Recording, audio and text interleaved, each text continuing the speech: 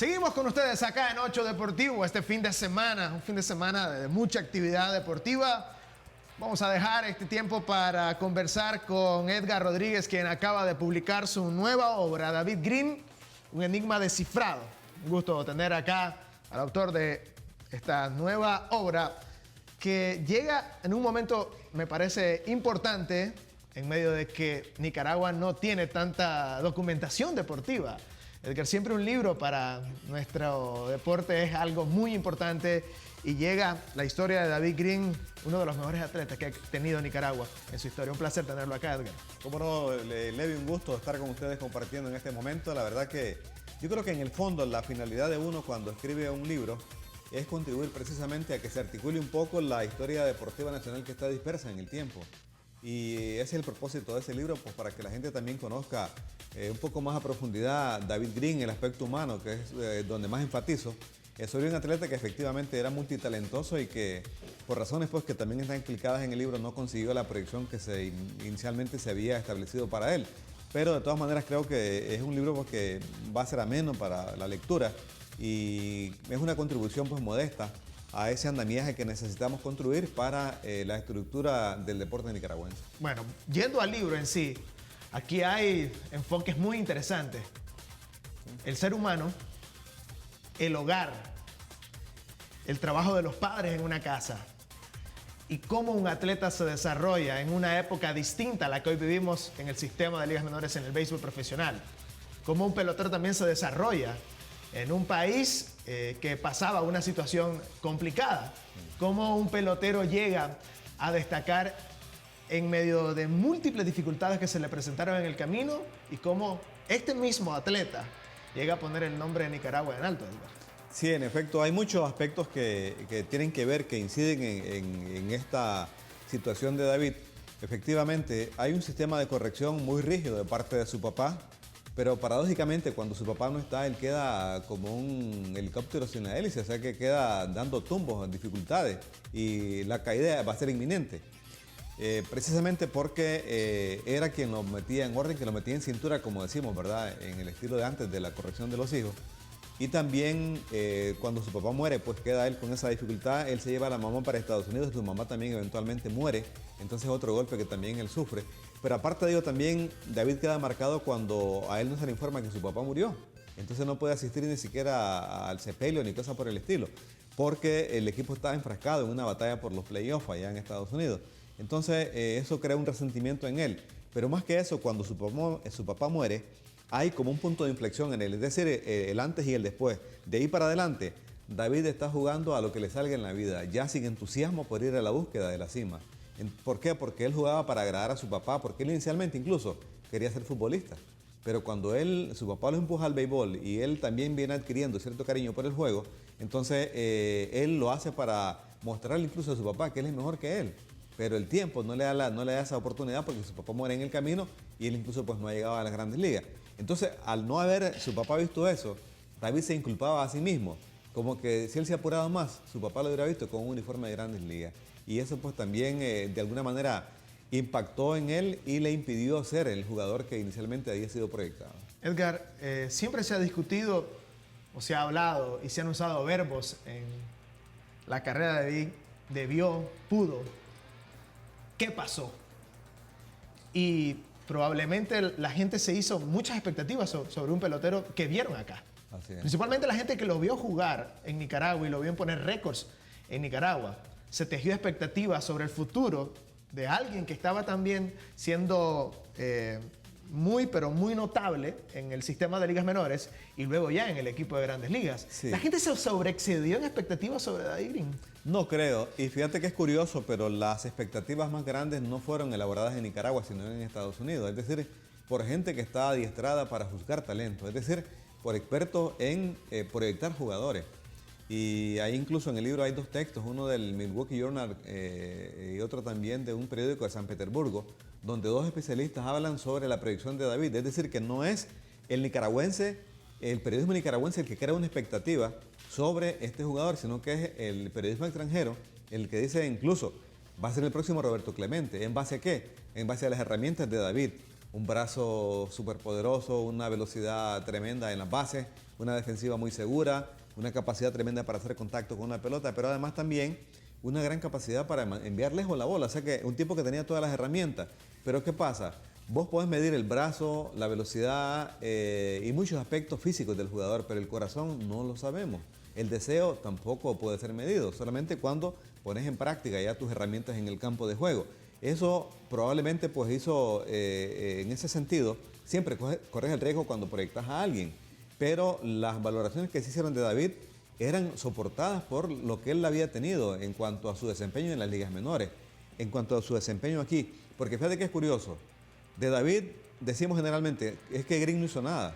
Y yo digo, chocho, pero si David puso récord nacional en salto largo, 7 metros con 12 centímetros. 11 años tuvo vigente ese récord. David puso marca de imparables conectados en Nicaragua, aún está vigente, 159 hits en 1978. David batió 398 en Nicaragua con el equipo Búfalos del Boer. David batió 310 con la selección en el Mundial de Italia. O sea, David ganó medalla de plata con Nicaragua en Medellín 78, en los Juegos Centroamericanos y del Caribe. David llegó a las Grandes Ligas. Solamente 13 nicaragüenses lo han hecho en la historia. Pero entre esos 13, David es el único que ha ganado anillo de Serie Mundial, que ha ganado Serie del Caribe, que ha sido campeón en las ligas menores con los Miller de Holyoke, que fue campeón con Licey en la República Dominicana, que fue campeón con Yaquis de Ciudad Obregón en México. Entonces yo digo, chocho, si esto no hace que sintamos un poquito de respeto por David, entonces ¿qué tendrá que hacer un atleta? Digo, para que sintamos alguna consideración por él. Yo estoy claro que David merece gran parte de las críticas que se le hicieron, pero también creo yo que merece algo de su reconocimiento, aunque probablemente a él ni le interese eso. Uno de los objetivos, Edgar, de este trabajo es rescatar eso, casualmente. Exactamente. Que la gente reconozca el trabajo de Green en la historia. No es decirle a la gente, ve, reconozcan a Green, sino que miren, esto es lo que hizo David. Ahora juzguen ustedes. Juzgue a usted, exactamente. Porque generalmente nos apuramos, nos precipitamos. El otro día alguien me decía, mira, pero es que Green no hizo nada. Y yo le dije, yo quisiera que tuviéramos unos 10 que no hicieron nada, así como David también, le digo. Porque no hemos tenido tantos atletas en Nicaragua. Aquí estamos con Denis y con Alexis Argüello, eso es lo que hemos tenido como atletas puntales. Y luego otros muchachos esforzados como Padilla, como Chocolatito, que va creciendo, ¿verdad? Pero Green entra en el grupo también. David está en ese grupo. De cada 100 jugadores que firman en América Latina, solamente 2 llegan a Grandes Ligas. Green está entre ese 2%. Por eso él me dijo un día, a pesar de todo, me dice, que digan que yo fui picado o lo que sea, pero yo le gané a muchos nicaragüenses, me dice, que se quedaron en el camino. Yo jugué en el béisbol de Grandes Ligas. ¿Cómo se da la idea del libro? Uno nunca sabe cuándo pueden hacerle una idea sobre un proyecto, pero tuvo que existir un momento específico en un encuentro con el mismo Green o un encuentro con usted mismo para llegar a pensar en un libro sobre un atleta nicaragüense y sobre un beisbolista nicaragüense. Bueno, yo creo que tiene que ver un poco con mi infancia. Fíjate que yo recuerdo, por ejemplo, la Serie Mundial de 1982 y lo que tengo en mi memoria es, yo estaba en ese momento de 12 años y lo que tengo en mi memoria es un grito de un vecino que dijo, está jugando Green. Y todos los chavalos salimos al televisor que había en el barrio, en mi casa no había. Fuimos a ver ahí desde la acera, había una baranda y fuimos a ver el juego de David y vimos el triple que David conectó en la Serie Mundial. Con el tiempo yo me doy cuenta que ese triple David se lo había prometido a unos amigos en la colonia Managua. Porque en la Serie Mundial de 1973, bateando Bert Campaneris, un cubano que jugaba para el equipo de Oakland, conecta un triple en la Serie Mundial del 73 y él les dice a sus amigos mientras ven la televisión ahí en la colonia Managua, un día yo voy a pegar un batazo así también en la Serie Mundial. Y en 82 David lo estaba conectando. Es decir que también en esa parte pues había cumplido una promesa a pesar de las burlas iniciales de sus vecinos. Había cumplido pues una promesa. Entonces ese batazo a mí se me quedó, digamos, grabado. Y recuerdo que hacíamos las valoraciones. Mira qué grande que es David y qué pequeños se ven sus compañeros. Y es que es un tipo de 6 pies, 4 pulgadas, y además una estructura física grande, pues se miraba sobresaliente. Y a través del tiempo yo siempre fui pues percibiendo, incluso la crónica deportiva a veces ha juzgado, me parece un poco a la ligera a David. Y no, pero no hizo nada, David. No, pero es que es el ejemplo del mal, es el mejor ejemplo del mal ejemplo. Y yo digo, chocho, o sea, estamos jugando a alguien que llegó a Grandes Ligas, que ganó una Serie Mundial, que fue campeón bate en México, en la Liga Invernal. ¿Cuántos así tenemos en Nicaragua? Edgar, ¿se puede decir que esta es una biografía autorizada de David Green? Yo no diría que sea una biografía, ¿verdad? Porque habría que caer en más detalles, ¿verdad? Más detalles sobre su aspecto humano. Pero sí hay, sí, pues es producto... Él estuvo de acuerdo siempre. Es producto de un cambio de impresiones durante 11 horas. Conversamos con David. Exacto. Y pues yo tengo grabaciones y todo, ¿verdad? Donde nos pusimos de acuerdo sobre lo del libro y todo, pues, para su publicación. ¿Costó llegar a un acuerdo? ¿Siempre Sí, estuvo anuente? Costó un poquito, ¿no? David a un libro. ha sido alérgico a la... Bueno, te voy a decir algo.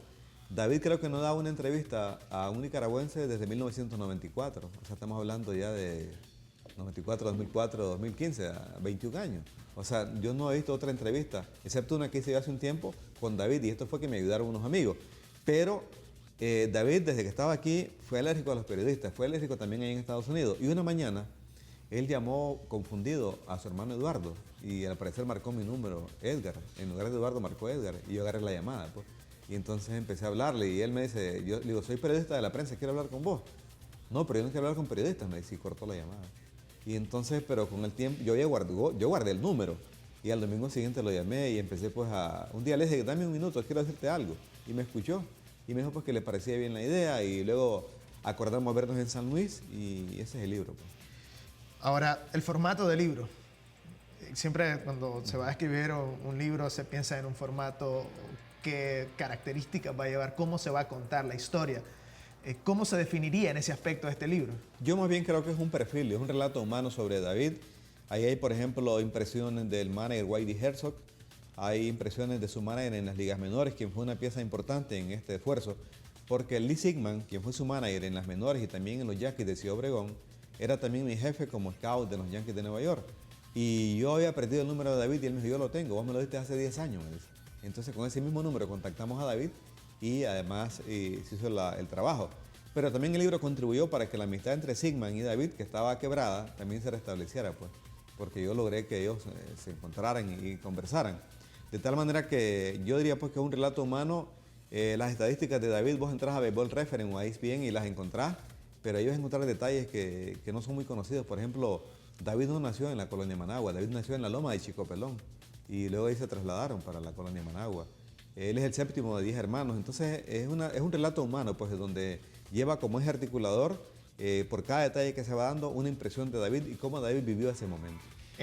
¿Fue fácil encontrar las personas relacionadas a David o personas contemporáneas a David mientras fue jugador o mientras salió del béisbol? Sí, fíjate, y me llamó la atención un detalle. Me encontré con gente mucho más entusiasmada por el proyecto que gente que estuviera en contra. O sea, me encontré con gente entusiasmada porque se reconociera a David, que me dijeran, hombre, es un desperdicio hablar de Green.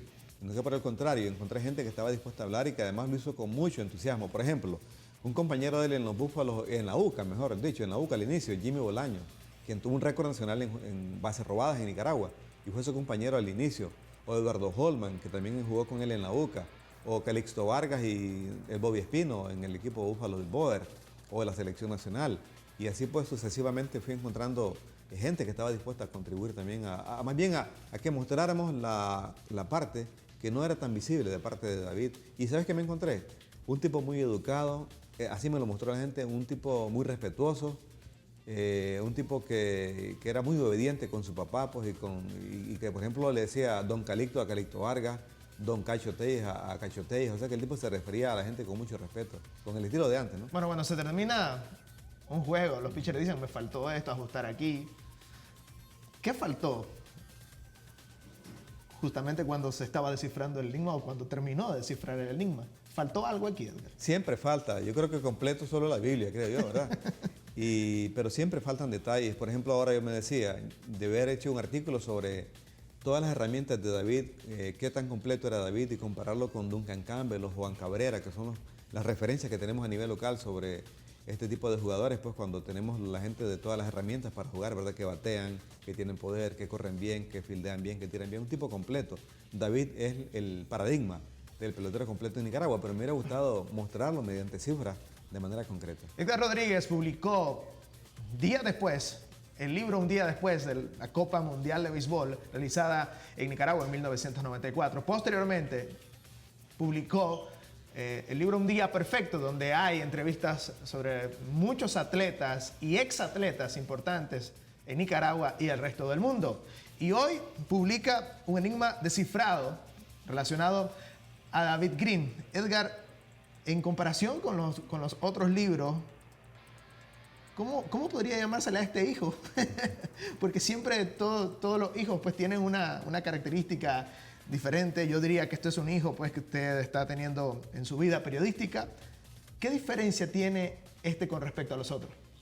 Bueno, yo creo que me gustaría que la gente ojalá pudiera percibir eso, pues que es un poco de madurez, ¿verdad? De uno a través yo no le diría carrera, pues, sino a través de tu quehacer periodístico.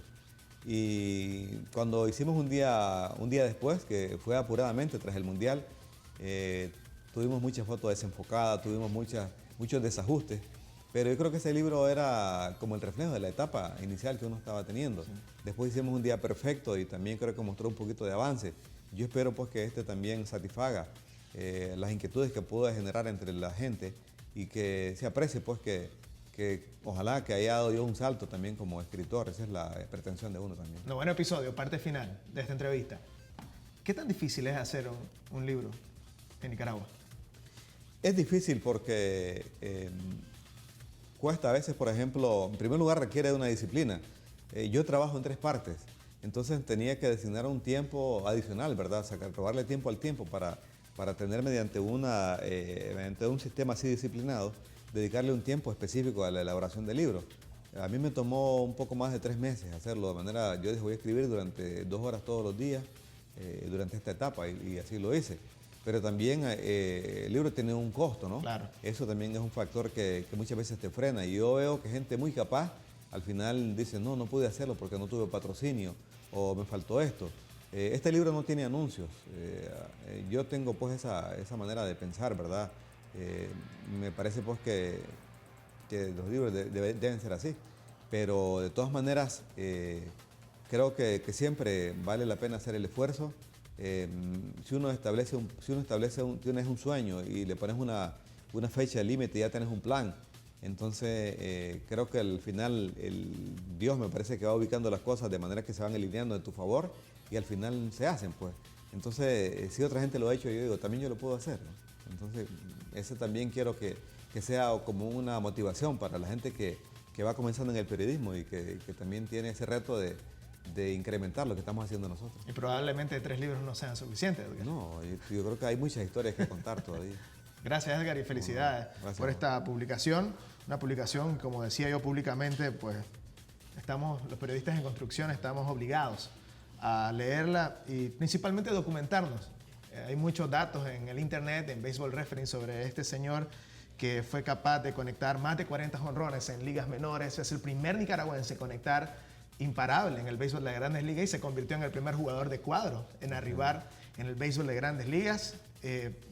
Porfirio Altamirano debe estar muy entusiasmado también en ver qué dice este libro de sus encuentros que tuvieron en las Grandes Ligas. Gracias, Edgar, y felicidades nuevamente. Gracias. Seguimos con más aquí en 8 Deportivo en TN8, el canal joven de Nicaragua.